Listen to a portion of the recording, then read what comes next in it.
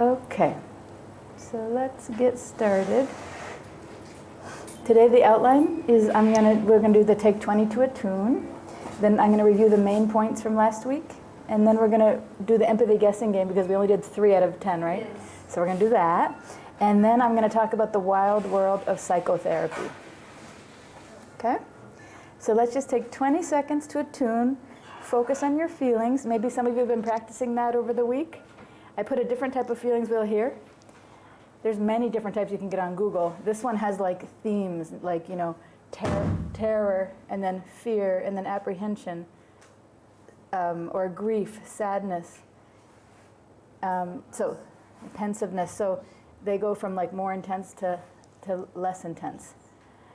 So just take 20 seconds. You might want to put your hand on your heart, or take a deep breath, or do something to tune into yourself and your feelings. See if there's any feeling. Sometimes you can't feel a feeling, but maybe you feel a bodily sensation. Maybe you're feeling pain in your shoulder. Excuse me. So maybe you're feeling a pain somewhere.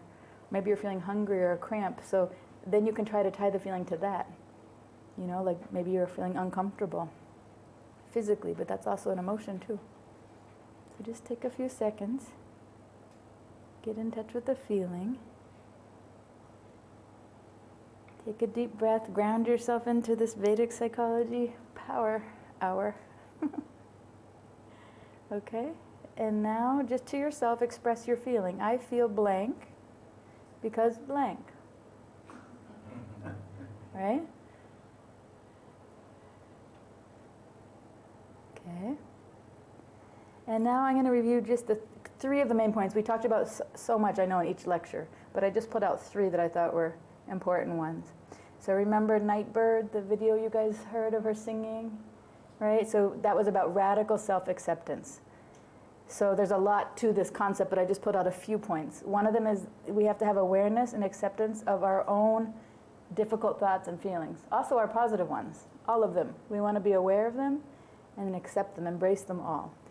And we want to embrace our nature too, so whatever that is, like, she's obviously a singer, but she embraced that fully, and that's why she was also so inspiring. She was authentic, very authentic, right? So we want to embrace our personality, our nature, difficult situations, difficult people. We want to kind of embrace it all. Okay?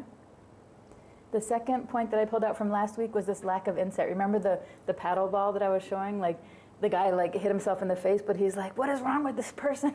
This paddle ball. It's like, yeah, you threw it out and the ball hit you in the face, So this is the analogy for not seeing how our behavior upsets other people.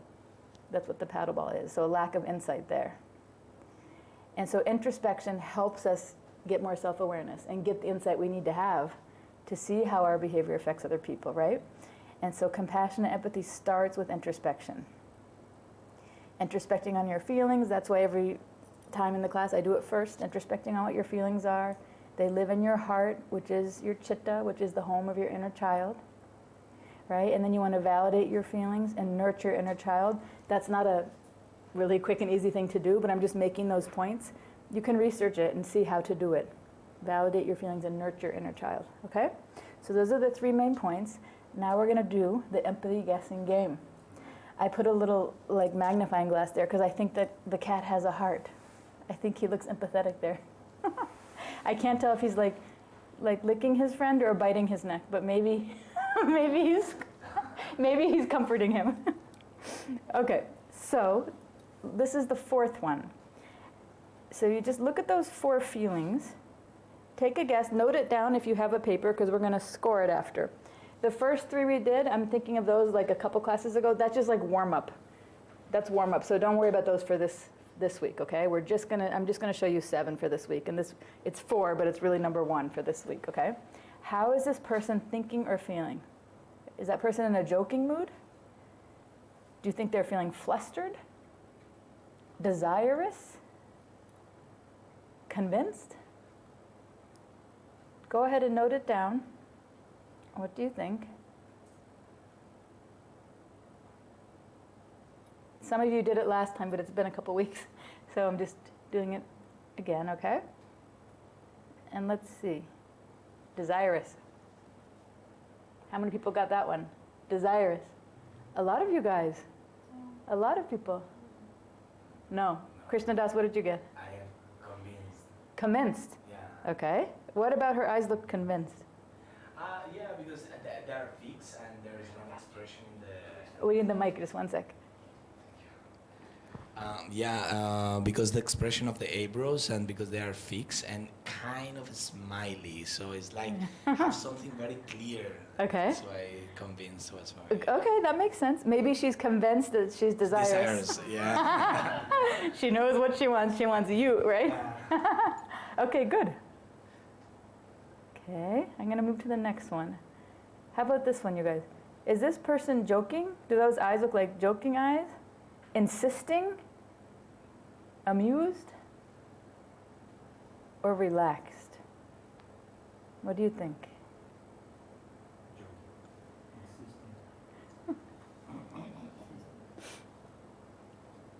Susan Sophie has her hand up. What do you think, Susan Sophie? I think insisting. Insisting. Okay, so what about those eyes make you think insisting? Like a little bit of dangerous and very focused. This is my goal and I get it. Okay, and a little dangerous. So different than this one, different than this. Right? So they're both kind of focused, but one's a desirous type of focus and the other one's a, you think, insisting type of focus. Okay. Malati, you had your hand up. Do you want to add anything to that or say something? Yes, I agree. I find it insisting, and also he's not looking into the person's face, but he has his idea, his plan, and he's just staring into the blank and with this idea. You know, he sees more his idea than the other person. That's very interesting. Okay. So he looks kind of like insisting or like determined. It's about him and his idea. He's not trying to connect. It doesn't look like he's looking at someone else, right? He's trying to connect. Is that what you're saying? Yes, exactly. Good. Okay. Anyone else? Yes. Balaram. Mic is coming your way. 2 mics. I mean, I agree with the insisting, but I wouldn't say amused, but he almost looks like he has a sly smile. Like over to the left side, there's a little bit of a curve upwards, almost like trying to convince or manipulate you. Yeah, I can see that. Yeah. So you think it's insisting? I think it is, but in kind of like a sort of a smiley, manipulative way. Like I'm trying to like convince you of my point. Okay. Trying to win you over. Okay. Let's see. You guys got it. Insisting.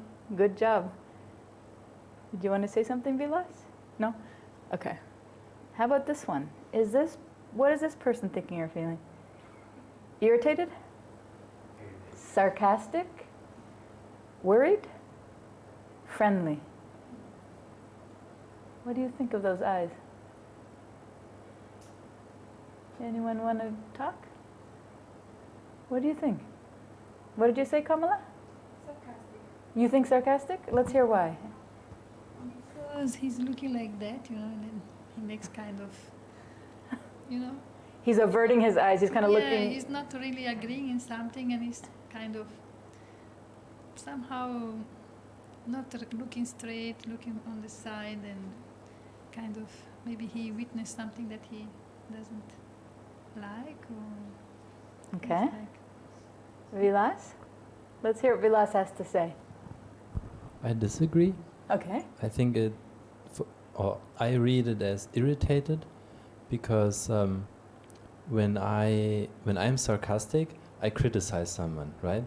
And I think I look straight at them and be like really mean and hurtful. Interesting. But when I'm irritated, I more like look to the side, like there. That's very interesting. That's a subtle point. Okay. Anyone want to respond to Vilas? Rati? I think worried. Okay. Wait, get the mic. We got to hear it so everybody can hear. I see you, Badra. You're next.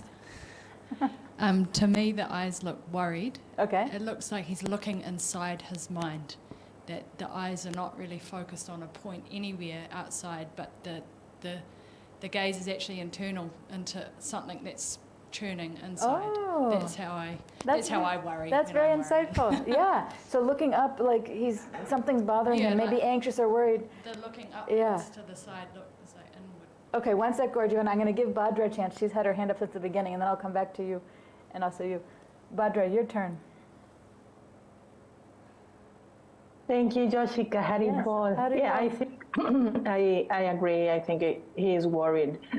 The way he is looking is like he's thinking of something that is really, the eyes to the left is like he is thinking of something that is worried him a lot. And then there's also the eyebrows are like kind of like upside down from the center to the sides. It's like the central part is completely like contracted, and also the how do you say this? The black things that is inside the eye, Pupil? the iris is completely dilated. So that means that there is a very intense emotion there. Good analysis, very specific. So far Yeah. out of the group, we've heard sarcastic, worried, and irritated. Does anybody in the group think friendly? Just a show of hands. Does anybody think these are friendly eyes? Like out of all the four, the strongest one is friendly? No. Okay. So let's go to Gora Jivan, and then we'll wrap back around to you.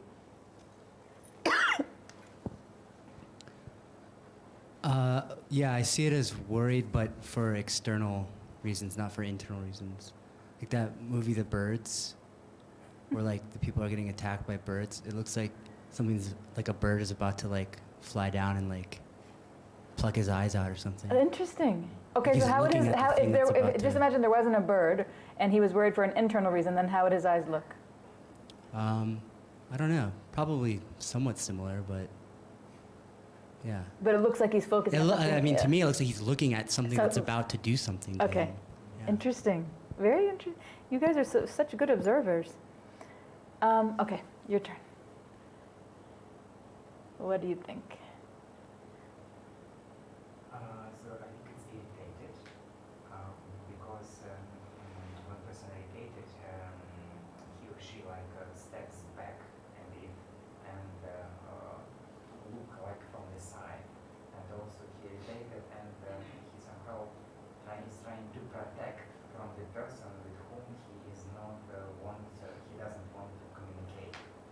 So I see this move aside, this look, and the desire to stop this conversation, to leave. Interesting. This space, something like that. Interesting. So you're seeing his eyes, but you're imagining that his whole body would look a certain way, like Yes. trying to go like that. Interesting. Very interesting. Should we have a vote before we see the answer? How many people think worried? A lot in the room. How many online? Malati, Susan, Sophie, 2, maybe 5, 4 or 5 online, and almost this whole room. So now, how about the irritated? 1, 2, 3. Actually, it's like half and half in this room. And online, how many? 1? Oh, you tell me online, Vilas. Okay, and then sarcastic? 1. 1. And friendly? None. No, 0. Okay, let's see what it is. Worried. Worried. Worried. So for the next one, remember, try to think of it could actually be a mix of these things, because it's not like you only just have one feeling at a time, right? But look for the one that you think is the strongest. Okay? How is this person thinking you're feeling? Aghast. Fantasizing. Impatient. Or alarmed? Fantasizing. Okay. You want to say why, Dowji? You have a mic? Is there a mic around for Dowji? Why is she fantasizing? He got one. Little bit of a blurry look. Like not really looking outside.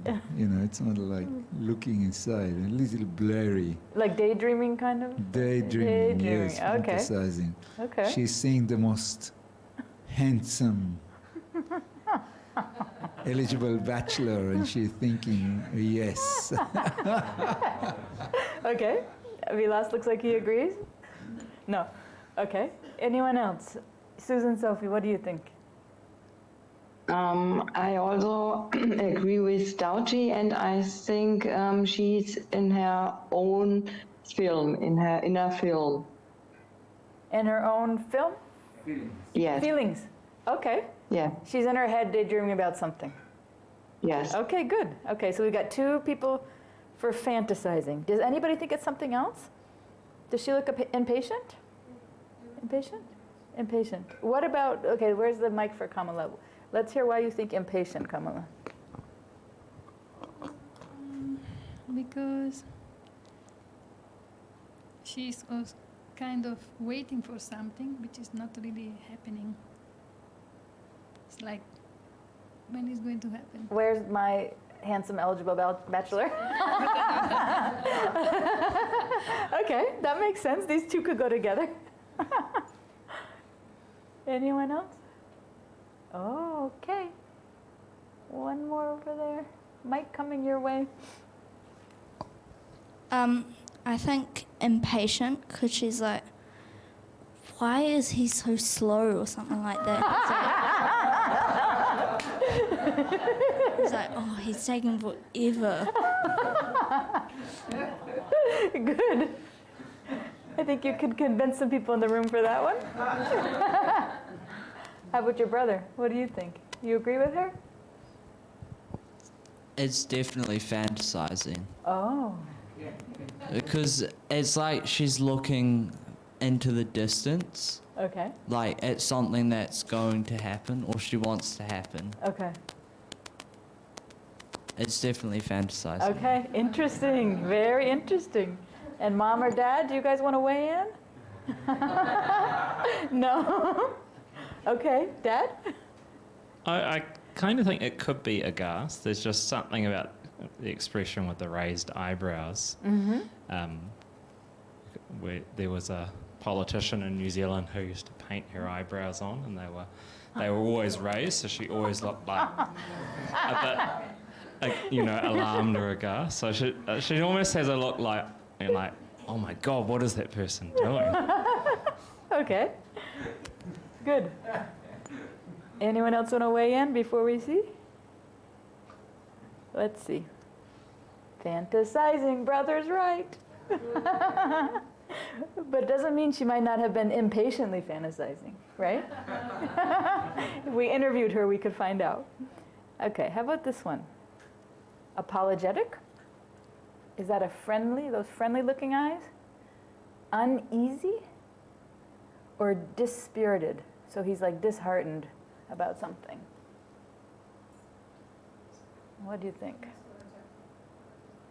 Apologetic? Friendly? Uneasy?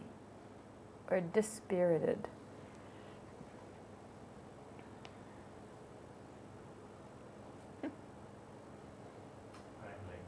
Which one? You get your mic? Where's the mic?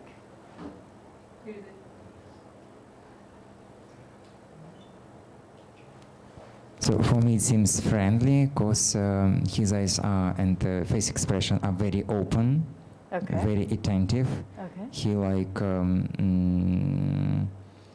open to conversation and with some warmness I feel in the eyes. So he is very interested in the person with whom he is conversing. Okay. So if you could imagine you could see the whole face, how would his rest of his face look? What would his mouth be? I would say it's smile. He'd be smiling. Yeah, he's smiling. Okay. He's smiling, just reacting on something in conversation. Okay. What do you guys think? Does anybody agree with that one? Hold on. You want to agree or disagree with that? Disagree. Okay, Dauji disagrees. Apologetic. Why? Looks defensive. What about him looks defensive? The way his eyes are pulled in, I can't really say, but it looks like defensive to me. Okay. Apologetic. So definitely not friendly? No. How would those eyes look if he was friendly, do you think? No, it doesn't look friendly to me. How would they look if they were friendly? What would be different? Oh, there would be open. Okay. They're not open. They're like scrunched like this. Okay. So that's a sign to Yeah. you that it's not friendly. Yes. Okay. Good. Malati, what do you see?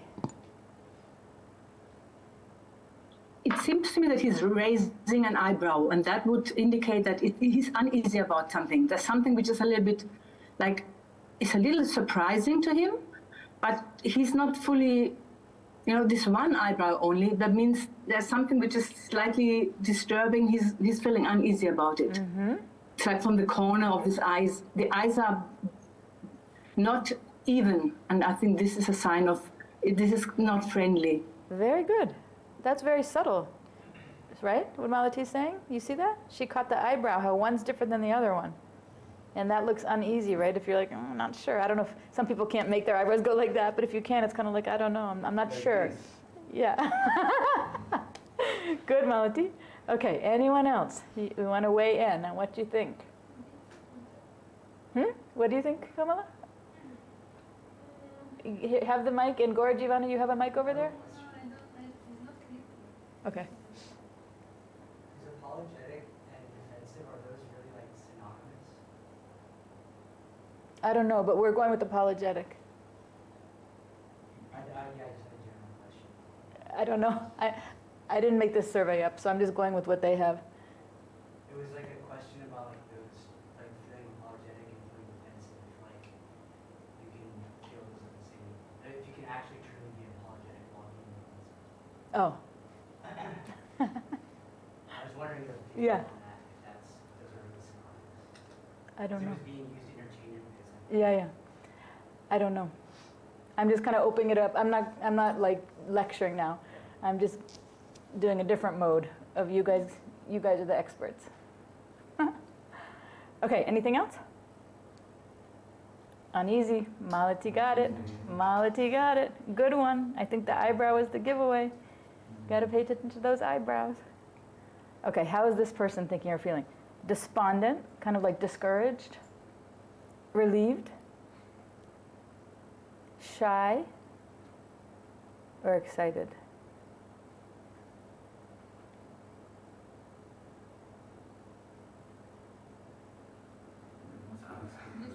This is hard. Discouraged. So Kamala says discouraged. You want to say why, Kamala?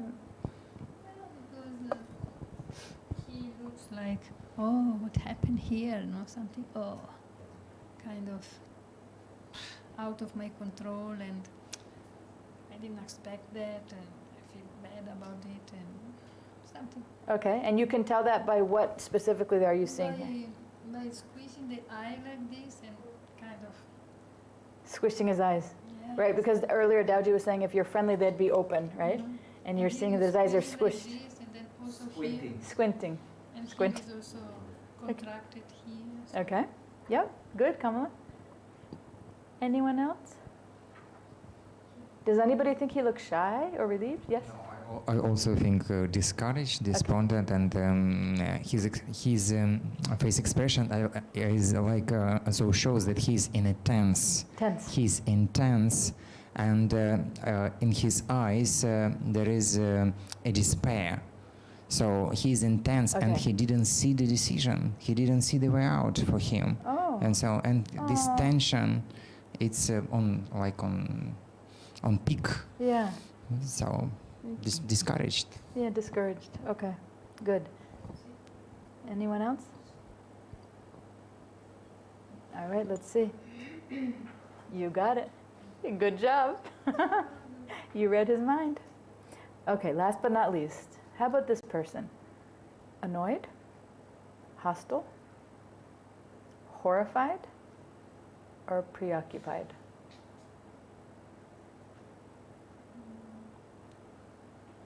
Annoyed? Okay, Krishna Das? Yeah, the last time I was marking like annoyed, but right now that I see her eyes, is kind of a hostile also. So I think these two are very close. Okay. And, but it's somewhere there. But before I mark annoyed, because I feel like when you respond to someone, the eyebrows are open and it's fixed in eyebrows with whomever is talking, So don't annoy Jiaoji. Yeah. Annoyed. Daoji's annoyed. Daoji's annoyed. Daoji's annoyed because he didn't pronounce eyebrows right. Okay, so you think hostile. Okay. Horrified? Okay, you want to give the mic to Kamala? Are people writing things here? Just looking outside? Are people writing what their answers are as well here? Oh, I didn't know that. Okay, I'm sorry. Can you... Okay. Okay, Ladali, what do you think? I think she's preoccupied, it seems to me. Okay. As if what's going on here, as if she's thinking like this, because the look is not as hostile to me as it may seem, not horrified at all, and annoyed, it's not a harsh look. So to me, it's just preoccupied. What's going on? I try to understand what's going on. So it doesn't look like she's hostile, which would be more angry, and annoyed would also be along those lines, right? And then horrified would be like scared. That would be a different look. But then preoccupied, you're saying it looks like what's going on. So maybe she's distracted. That's why she's kind of looking away. She's distracted by something. Is that what you're saying, Ladali? Yes. Okay. There is still something soft in her eyes. Yes. Very good. So curious. So the eyes are more open than how they'd be if she's annoyed or angry or horrified or hostile. Okay. Good insight. Oh, we got a lot of hands over here. Go ahead, pass it around. You have one you want to say or no? Yeah. Okay. So, you know, in the several classes ago, so I marked it as hostile, but now I'm for preoccupied, because now I feel that she doesn't have much tension in her eyes, in her facial expression for annoying, for hostile or horrified mode. Right. So, and he just thinking about something, and he is looking inside herself. If you see her eyes like they are open, they are looking at something, but they are absent. There is no consciousness now. She is in her own problems inside, but they're not too strong to be hostile, annoyed, or horrified. Good. Jaya's nodding her head back there. You agree? Yeah, Jaya agrees with that one. Preoccupied, right? Yes, I had preoccupied, yes. Yeah. I don't see any hostility or horrification, nothing else, yes. Because the eyes are also kind of soft, right? She's not, or is there something else you see? Yes, it's like she's not, she may be at some event, but her attention is within. She's preoccupied with something else. Okay, good. Not really aware of what is going on at that party or something. Interesting. That's a good insight. Yeah, maybe she's at an event because she looks like she has some eye makeup on, you know, so she might be out somewhere, but she's preoccupied. Good. And the eyes are soft, what Ladali said. Very good. So does anybody, okay, yes. I also think it's preoccupied. Okay. Because if you're like talking to her, she's like looking off to the side, like she's thinking of something else. Okay. Yeah, that's a very good point. Right? Because if you're talking to someone like that and they're looking away, she's probably not hostile or horrified, right? Because her eyes are still soft. So she's maybe thinking of something in her head, or maybe she sees something, but she's not. These other ones seem too intense, right? Horrified, annoyed, hostile. Right? This is more a softer feeling. Good. Good insight. Anybody else want to share? Sister? You agree with your brother? Yeah. Ooh, they're on the same page. Let's not rock that boat. Good. Anyone else? Let's see. Oh, sorry. Tanmay. I already pressed the answer, but you can speak. Yeah, we were just exchanging messages. It's interesting to me, this exercise is sort of biases the perceptions of people based on the words, because you're forced to choose from these words, right? So, if, for example, if I had replaced preoccupied here with looking out the window, you know, or something that's not suggestive of an emotion, most people would have gone for that. I think so. What happens is that based on the examples offered, you start to. I was trying to say this in the chat as well. In the previous one, where you had the skewed eyebrow gentleman. No, this one before that. This one, Actually, to me, this looks like a scheming, calculating look. You know, he's thinking of what his next move is going to be. But the problem is that we're forced to sort of pick from these, and then we have to pick the one that matches the most. And then we start to convince ourselves that, yeah, it looks like it's something. Very interesting. It's very interesting. Yeah, thank you. Yeah, thank you for sharing. It's an interesting exercise. I can tell you guys more about it another time, but it's comes from a very well-used survey. These are all their pictures and their words. So it's like been used for a lot of years and tested. But anyway, it's a much bigger, so I just pulled off 10 pictures, so it's not like conclusive, you know, because I'm going to give you some scoring thing, but just as an idea. So you can do like a self-assessment, right? So this is one way to assess your level of cognitive empathy, but not really, because I only did 10. I think there's a lot more in the test, and we just kind of did it in a group. But it's one way to kind of just see your capacity to understand and recognize other people's feelings. But interestingly, the way that they give the score, I'll show you here, is you get 10 points for every answer you got correct. So because I only did 7 today, not the other 3, I'm just going to say, like, out of the 7 questions, the highest you could get today would be 70, right? If you got all 7 correct. So you can add yours up and see, like, what your score is. And then if you got, the closer you got to 70 points, the less, instead of saying the less or the better you are with cognitive empathy, the way they word it is the less antisocial behavior you have. I'm like, okay. And the closer you got to 0 is the more antisocial behavior you'll have. And I'll probably talk about this at another time, but antisocial personality disorder, you might think it's someone who's going to, like, you know, murder you, but it's actually not. There's a lot of people who have it and don't realize they have it. But it's not as bad as you think. Like, on the spectrum of it, there's a lot of people who, you know, just aren't able to, you know, they don't have empathy, basically. You know, they have very low empathy, or they have very high cognitive empathy, and it's considered antisocial personality disorder. So I'm not, it's a big topic, I won't get into it now, but my point is that when you think antisocial, it doesn't mean that you're necessarily going to kill somebody. You know, there's a lot of people who are antisocial who just can't pick up on feelings. So that'll be another topic for another time. But anyway, you'll have these slides you can go over later in more detail, because I want to get into this now, the wild world of psychotherapy. So good job. I'm going to switch gears. That was fun playing that game. I'll try to do also more interactive exercises, and I think it's really helpful to practice, you know, what we're teaching, what we're learning. So the wild world of psychotherapy. I want to start with all the reasons why people don't want to see a psychotherapist. Instead of trying to convince you that why you should go to one, how about all the reasons why you don't want to go? Because I hear this a lot with my clients too. So one of the, you know, here's like just a brain dump of a lot of things I've heard. I can take care of my issues by myself. Like, I don't need a therapist, you know, I can take care of my issues by myself. Or I'm a private person, I don't want to talk to a stranger. I'd rather talk to my family, my friends about my issues. Or just flat out, like, I'm scared or I'm nervous. Like, that's so awkward. Like, I'm going to go sit there and tell somebody I don't know, like, all my private information. That's so, I don't know, it's very uncomfortable for a lot of people, right? Especially if that's not your nature. Some people have the gift of the gab.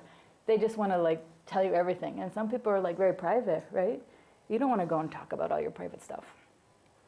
There's another saying that a lot of people think, you know, only crazy people go to psychologists or psychotherapists. I'm not crazy, you know. Only really, really crazy people who should be, like, locked up, you know, only those people go. Or, you know, I don't have time. Or I don't want anyone to know. You know, that's actually when COVID started happening and therapists were seeing people online more. It was so great for a lot of people, because then they didn't have to, like, drive into the parking lot of the hospital or of the therapist office. Because what if they bump into somebody they know and they're in a small town or something, you know? So this was really helped a lot of people who that was the issue, they didn't want to go for the privacy thing. So because when you go online, you don't have to do that. It's more private in that way. I've already tried psychotherapy, it didn't work for me, you know? So a lot of people will say, no, I did try at one point. I was, you know, having a hard time in my life, and I tried, and the therapist was horrible. And I'm like, okay, what was horrible about the therapist?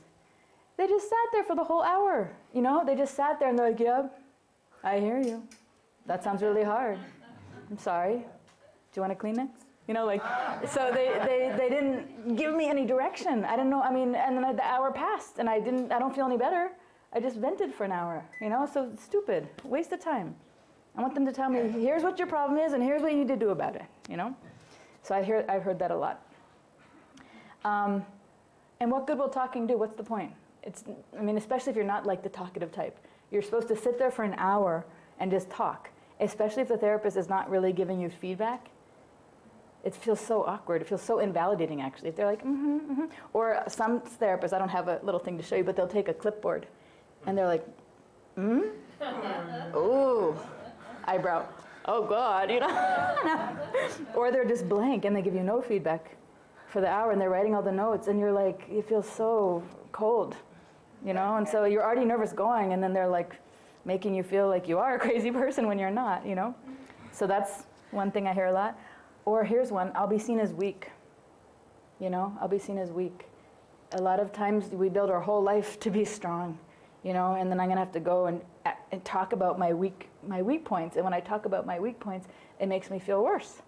Because I've been, you know, trying my hardest not to look at that stuff, and I have to bring out my most painful things. It makes me feel weak, and I don't want to be seen as weak or feel weak. Yes? I think you missed one in the middle. I can't afford. You want to speak about that? Oh, sorry. Okay, I can't afford psychotherapy. That's a big one, right? That is a big one. It's funny because when you think about that, it is very expensive actually, if you're not used to that as like a normal thing in your culture, just say, you know? But then if you look at what you do spend your money on, you know, a lot of things you're spending the money on is because your mind isn't doing very good. You know, you have to like, you know, go out and eat at all these fancy dinners, or you have to like, you know, spend money on anything you can basically to avoid the painful feelings. You know, a lot of people, you know, they'll end up going on all these fancy trips or dinners. I'm not talking about per se this group, but like if you're living, you know, where I used to live, that's where the money would be spent on luxuries, you know, on clothes, on nice food, on vacations, on anything, like massage, anything, but instead of seeing the therapist. So once you see the therapist and you get a relief from what the problem was, then you don't need to spend the money on all the other stuff, you know. Anyway, that's a side thing, but pretend that you aren't doing any of those things. It's true, therapy is expensive, and I think of it like an investment, probably one of the most important investments of your life, because depending on how your mind is, it's going to affect all the decisions you make. And sometimes if your mind isn't doing well, you make very spontaneous decisions, you know, you're like, oh shoot, why did I do that? But now you can't get out of it, you know, or it's very costly to get out of it. So I think it's more of maybe an education around what is psychotherapy and the benefits of it and what you can get out of it if you invest and if you actually find the right one to help you, you know. That's an important one. Okay. So here's reasons that people do go to therapy. You know, here's all the reasons they don't, now here's all the reasons they do. They don't want to go, but here's why they go. Relationship problems, right? They're fighting with somebody, you know, with their mother, with their father, with their partner, with their mother-in-law. That's a fun one, right? So there's some sort of clashing going on. And so you can come talk to a therapist about that. And the therapist can also meet with you and that person. I do it, like I've told you guys, a lot of like couples therapy, but I also do therapy for any two people not getting along. You know, I'll teach them some communication skills. So that could be one thing. Career issues. I have a lot of people who are like either stuck in their career or not quite sure where they want to go with it. So I help with that. A lot of therapists will help with all these things too. You know, grief. Maybe someone passed away, you know, and you need to process that. If you're just feeling overwhelmed, you're just like, I have too much going on in my life, and I need like a neutral person to talk through it. Because if I tell my wife, she's going to say, do this. If I tell my buddies, they're going to say, come golfing. If I tell, you know, whoever I tell, they have a vested interest in what they want me to be doing. But a therapist is a neutral person who can listen and help you think through it in a way that they're not going to get anything out of it on the decision you make, you know? If you're having like anger outbursts, therapists help with anger management. They also help to figure out the root cause of the anger as well. If you're having some anxiety or something called intrusive thoughts, maybe you guys have heard of that and maybe not. Intrusive thoughts are when it's like you're having some thought. Usually it's because the anxiety is pretty high. And you're like, it could be that, you know, it's an unwanted thought. You know, it's a scary thought. Sometimes it's also a visual. Like sometimes new moms who have babies might have a thought of drowning their baby, and they're like, you know, I can't, you know, it's a thought that's very painful, but it's, you know, and you try to control it not to do it. It's called an intrusive thought. Mood swings, you know, like sometimes I'm feeling so high, I'm feeling so amazing, I'm feeling so great, I'm on top of the world, I don't need to sleep for 3 days, yes. And then you see that same person a few days later and they're like, I hate life. I hate everything. I just want to sleep for 5 days. So it's like, ooh, you know, mood swings. Some people struggle with that. Phobias, you know, lots of different types of phobias. And a phobia is okay if it's in your life, but if it's getting in the way of you doing something that you need to do in your life, if it's holding you back, then it's something you might want to talk to a therapist about. Suicidal ideations. That is something, if you're having thoughts about suicide, that's different than actually committing the act. So it's more common, actually, than people know to have suicidal thoughts from time to time. But there's different phases of that. And if you actually are having the thoughts and you've made a plan, then that's more serious, and that's when you want to call like a 1-800 crisis hotline and say, okay, I'm thinking and I have a plan, or, you know, deal with that. I mean, it's not like, I think I'll book with my therapist and talk to them next week.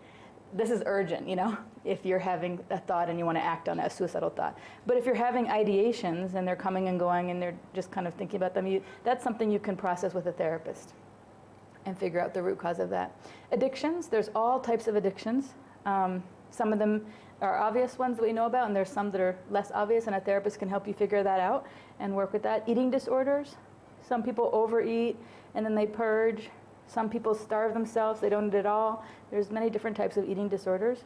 Sexuality issues, you know, like maybe bisexual or transgender, that type of thing. You know, sometimes I work with people who are trying to figure that out in their own life, and they're like, I can't talk about it with my wife because I'm not sure if I want to be with her. So that, you know, you can talk about that type of issue with a therapist. Depression, isolating or socially withdrawn, that's something, you know, that could be a sign of many different things. And that's good. That's a hard one if you're having that problem, because who wants to talk to therapists if you're already isolating yourself and socially withdrawn, you know? But just now, if you're not feeling like that, you could know that's one reason I could talk to a therapist in the future. Trauma, any kind of trauma, like the 9/11, you know, what happened in 9/11? A lot of therapists were very busy for a long time with that. Or some trauma that happened a long time ago that you never processed, you know? Trauma doesn't go away just because time's passed on. You know how Babaji always says, time does not heal all wounds, it only conceals them. So some scars are still there, alive and well. We've just covered them, you know. So when I work with people individually and we get onto the samskara, the trauma, it could have happened when you were 5, but when we pull it up into your conscious mind and we start working on it, it's so heavy. All the same feelings come, even in the body, you know, of what that trauma was. So that therapist can help with that. Panic attacks, sometimes people don't even know they had one.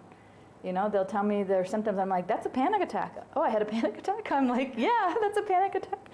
So panic attacks, stress. Stress is kind of like overwhelm and stress. How do I deal with my busy life or some big decision I have to make? I'm so stressed, I don't know what to do. Or like a life transition, you know?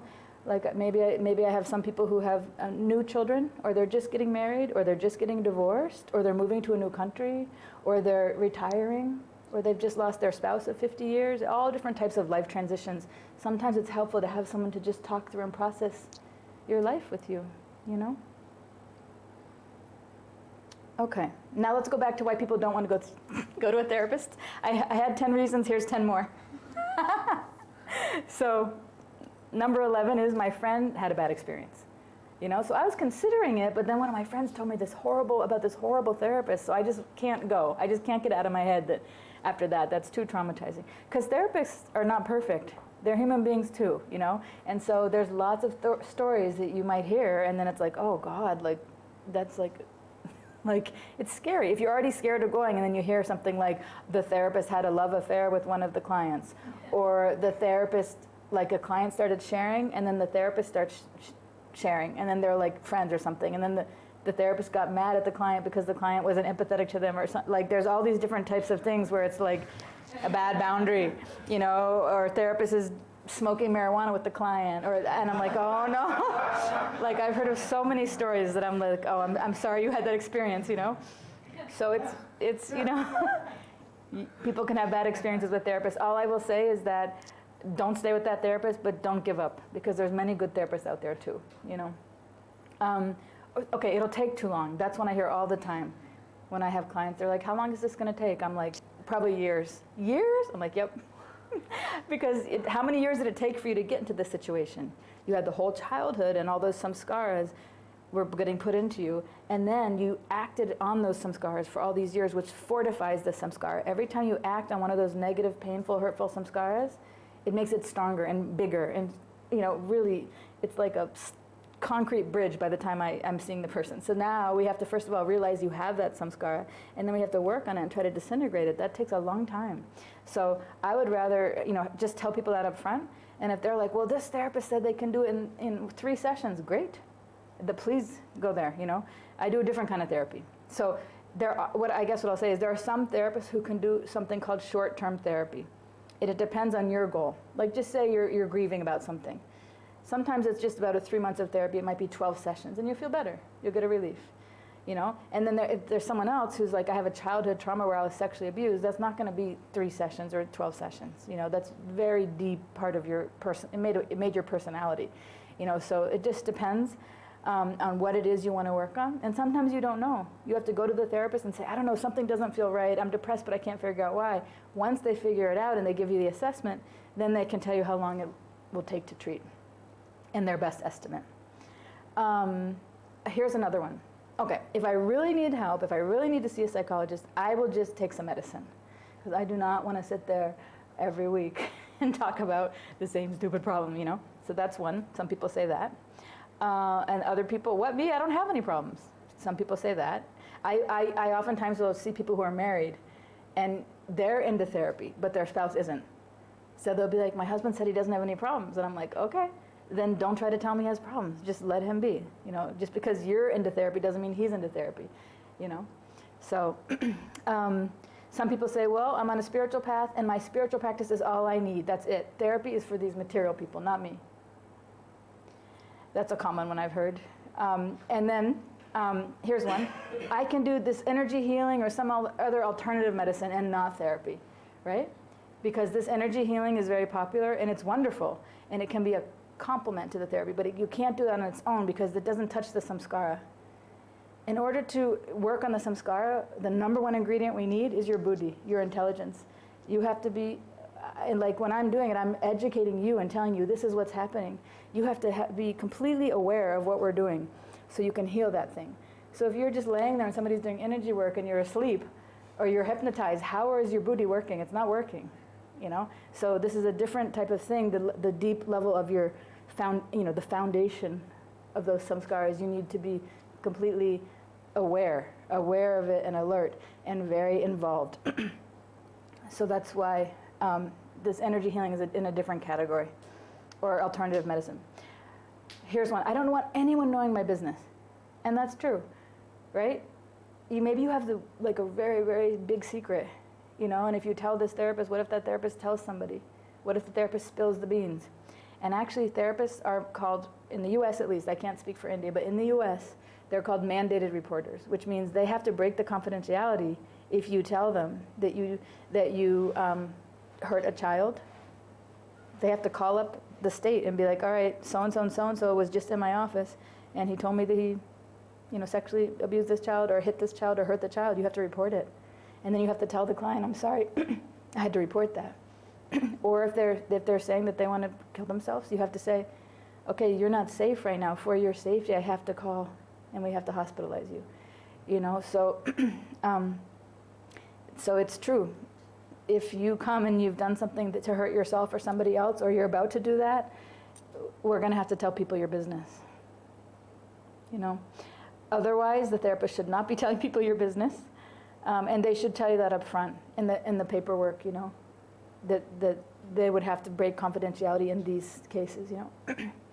Some people say therapists are just in it for the money. They don't really care about me. They just want money. They just want the money. And then, I don't need one. I'm just going to ask my guru, especially in this world where if anybody has a guru, you just think, I'm going to go to my guru with my personal problems. He knows about some scars. He knows about this and this. Why should I go to a therapist? I'll just go to him.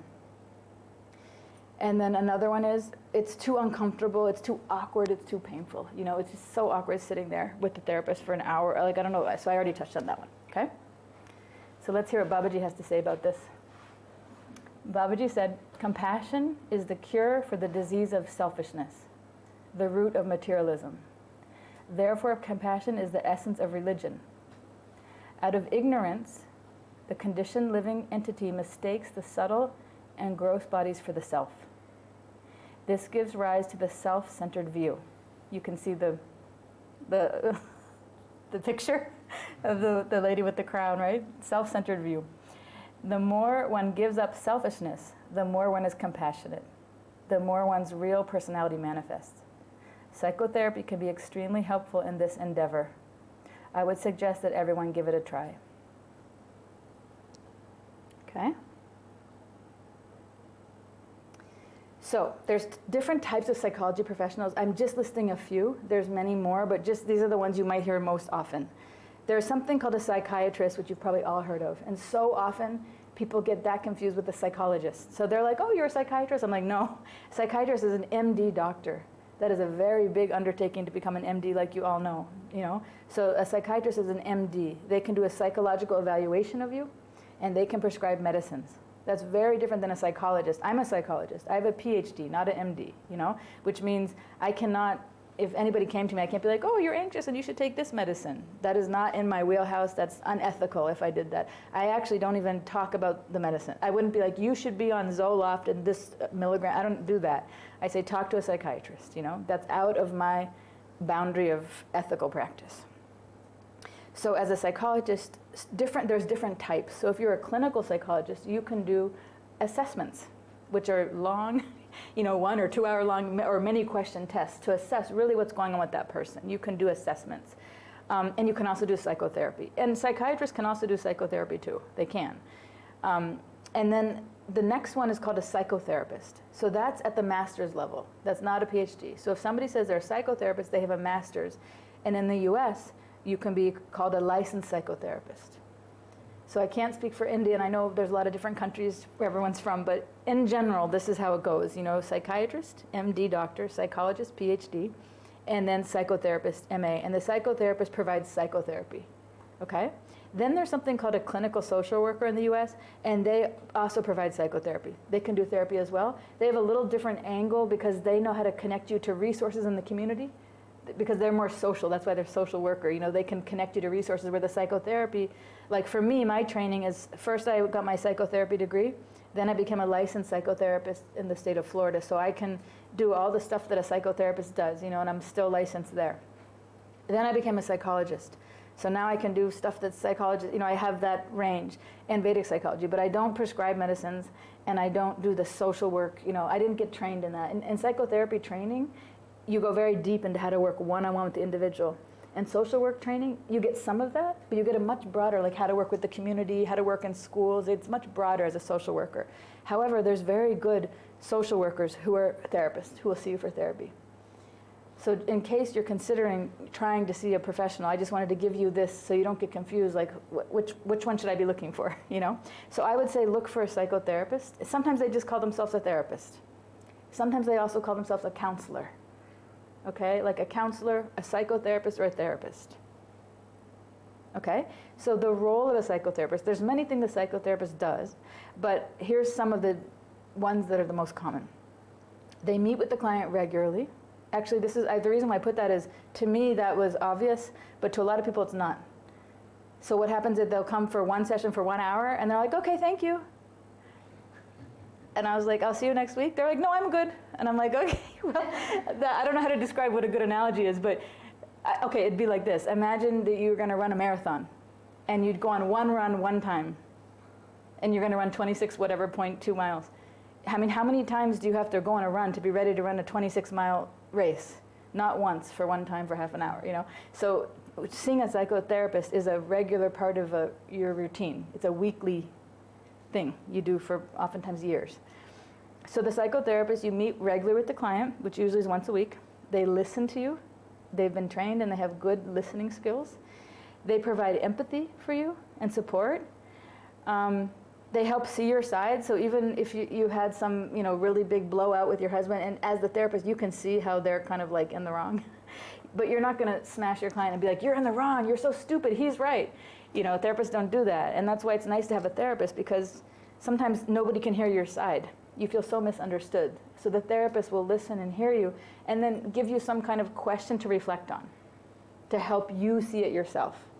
That's kind of the compassionate way to do it. And then they provide confidentiality as well, which means like sometimes you think you want to talk to the family member or the friend, but also it can get hard with that because maybe they're not the best listener. Maybe they have their own motive. Maybe you can't trust them with your secret, something like that. But with a counselor or a therapist, you know, you don't have to know them from anybody else. You can just pick somebody off the internet and, you know, and they can be your person who's not in your circle, in your world at all. And so it feels really nice to know you have a person like that backing you up. They do something called psychoeducation. And psychoeducation is where they'll teach you about a concept. So that's what I'm doing in our weekly classes. You know, I'm always trying to bring some concept to teach related to, you know, different issues. So empathy's been the one, and I'm always bringing information and saying this is like this or this is like this related to psychology. The psychotherapist also helps to increase your self-awareness, and every therapist does it in a different way. I do it by giving homework and by asking like questions that make you think, I hope. I'm trying to ask questions to squeeze you a little, make you think of it in a different way. And that's how you increase your self-awareness. And then if you get it and you come back and you're like, yeah, that's true, I was lacking empathy. I'm like, okay, good, let's talk about that. But if you don't get it, I don't push too much because that means you're not ready to hear it, you know? So then I wait to see what happens the next week. What are you gonna bring the next week? Oh, it's the same issue again. You had a different thing with a different person. But so you have to be patient as a therapist. Sometimes it takes years before I can help the client really see what their issue is, because when I try, and if they push back and they don't see it or they get upset, then I'm not really providing a support for them. So sometimes the best support is to just hold the space for them to feel heard, you know? It's not that I have to have them get the answer right away. So part of this role of empathy is that, you know, my goal as a therapist is not for you to get it, to get the answer. My goal is to help you feel supported and seen. And when you feel like that, eventually you can get the answer yourself sometimes, you know? Also reframing negative thoughts to positive. So many times clients come in and they're feeling so negative about themselves or about someone else or about the world. And I'm like, is there some way that you could see that in a positive way? Could we reframe? The term is called a reframe, right? Could we reframe that? You know, like you're trashing yourself. I'm so horrible, I'm so stupid, I'm so bad, I should have done more, whatever the thing is you're... The most fallen. I'm the most fallen, yeah, right? Some way you're trashing yourself or someone else. And I'll try to put it as a question. Is there some way to get you thinking, you know? And then tools and techniques to manage the mind. There's lots of tools and techniques that therapists teach to manage the mind. And also referrals. I'll have somebody come and I'll say, okay, that is, you know, we figured it out. You agree you have that problem. I agree you have that problem, but that's not my expertise. You know, so I would recommend you go to this person or look this thing up. We figured, because I don't want to keep somebody with me if I can't help them, you know, I can't give them everything they need. So traditional psychotherapy session is 1 hour. A lot of therapists, you'll see, if you're looking for one, they'll say that they do 50-minute hours. And it's like, what is a 50-minute hour? What it is they only see you for 50 minutes, but you pay for the full hour. And the last 10 minutes, they have to, you know, they get off the call and they go get a drink of water, or they go to the bathroom, or they type up some notes, or they make a call, or they call it in for the insurance. They're doing a little bit of like paperwork, but that's what it's called, a 50-minute hour. But anyway, it's about an hour. It's usually once a week. The payment, there's many ways you can pay. You can pay out of pocket. Your insurance can cover it depending on if you have insurance. There's something called like a health spending account. Sometimes people have that. You can do that. And there's some that's very inexpensive, like very, very inexpensive, or even free, depending on benefits you have. And then the location, it could be in person, you know, or it could be on video. Some I'm seeing, I was researching, because I'm going to show you guys some resources that I found, some options, and it's much more advanced than I realized. Some people are like doing it on the WhatsApp, texting, video chatting, so I was out of the loop on that, but now I see a little more. So finding a psychotherapist. So here's some resources. I'll send you guys these slides, but I researched for you to give you some if you're interested. So Psychology Today is a big one in the US. They have many different types of therapists, and it's kind of cool. Like, you can click on the issue that you want to work on. So if you have like eating disorder, if you have some addiction, you can click on that, and you can click in the area you live, and it'll show all the ones. It has their websites, it has their phone numbers, it has the insurance they take. It's a very nice site. They also have lots of articles for free. So if you're not sure, you know, if you have a problem, you could even type that in and read about it. BetterHelp is another very nice one. It's a newer one that I hadn't heard of, but it has a lot of, you can check it out. It has a lot of good resources. Then there's something called online-therapy.com. That's the name of it. And they've gotten much quicker. You know, the old therapy, they're going to get back to you in a week, but now it's like, you know, book today. So this is nice because you don't have to wait and you don't have to go anywhere. you know, BetterHelp and onlinetherapy.com. Then I found some in India. I found, I think, 4. I found 4 in India. So either you're living in India, so you can do it, or maybe you're living somewhere else, but you can't afford the prices of like the US, which is really expensive for therapy. Maybe you could do it because it's online therapy in India. So I found these 4.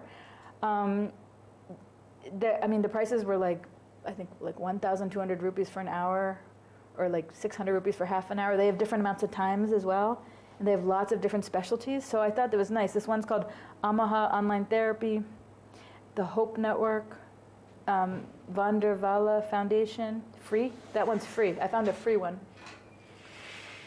Vandervala Foundation gives free support. So you guys can look into these, see what you think, if anybody's interested, so you don't feel so overwhelmed that, okay, I want to see a therapist, but I have no idea how to do it. So at least you have a few choices that you can dig around and see what you can find through there. Then there's also something called group therapy. And some people are like, I don't want to like talk to somebody one-on-one, you know, for whatever reason. I gave 20, so I'm sure you even have more that you don't want to do that. But maybe you'd be willing to go to a group therapy. And if it's online, a lot of people go and they just put the camera off. So then you don't have to, you know, if you're like, I know I have this issue, but I'm not ready to like show my face and I don't want to say anything, just put some name, Joe Schmo, leave your camera off and just sit there and listen. That's moving in the right direction. You know, so there's many, many wonderful free therapy groups. One of them is called ACA, which they have many different groups free every week. And one of them, they work on inner child. They have Codependence Anonymous, so anybody who's codependent, they have a lot of wonderful resources for that. There's one called Grief Share, so if you're grieving over anything, that's a nice one. They have something called NAMI, which is I think it's the National Association of Mental Health Family Support Group. And the reason why I put this is maybe you yourself aren't struggling with some mental issue. Like you don't feel like you need therapy, but maybe in your family somebody is. And that's a burden, right? If you have somebody in your life who has a mental health issue and you're always supporting them, that's very exhausting. There's even something called caregiver burden, caregiver burnout. So maybe that's something you'd want to join. You know, just how do I deal with the stress of having even a mother with Alzheimer's or something? Maybe it's not that they have schizophrenia, but they have something that's dragging you down, and being and talking to other people and getting support. So that's a nice one. There's a group for depression and bipolar support. Also pregnancy. I have a lot of clients over the years who have either they're pregnant and they're having issues, they've had an abortion, they're having issues, or they're having postpartum depression. There's something around pregnancy, or they can't get pregnant. So there's support groups for that, really nice support groups for that. And then another one that I get really actually a lot is this pornography addiction or sex addicts. You know, so there's a group called Sex Addicts Anonymous. It's a support group and it's wonderful. A lot of people I know have been helped by that. There's many more, but this is just a start. So you have resources, you know, there's many different ones you can check out. Okay? So that's all. I want to say thank you guys. I'm going to be on a little holiday. So I'll see you in a month. We have a little break. So that's also, I wanted to give you all these resources. So you can kind of either review the video classes, the 10 classes we've done, or you can even try to join a group or see a therapist. And we'll start up again on October 21st. Okay? Thank you guys. Yes? Haribol. Yes? There was one question in the chat. What is the difference between life coach and these professions that you named? A life coach is not a certified psychologist, a licensed psychologist. So that's a much smaller certification. They don't have the qualification to work with the mind like a psychologist does or a counselor. They're more like they can help you in, you know, what you want to do with your life. You know, do you want to do this or do you want to do that? Like some life issue, but they're not going to get deep into your childhood trauma or some scars. They're not qualified to do that. It's more like forward-looking. Okay, what should I do with something? Whereas in psychology, usually you're looking and processing old stuff that's getting in your way. Okay? Thank you, guys. Hare Krishna. Thank you. Haribol. Thank you. Thank you, guys. Haribol. Thank you so much for all participating, too. That was fun. Haribol.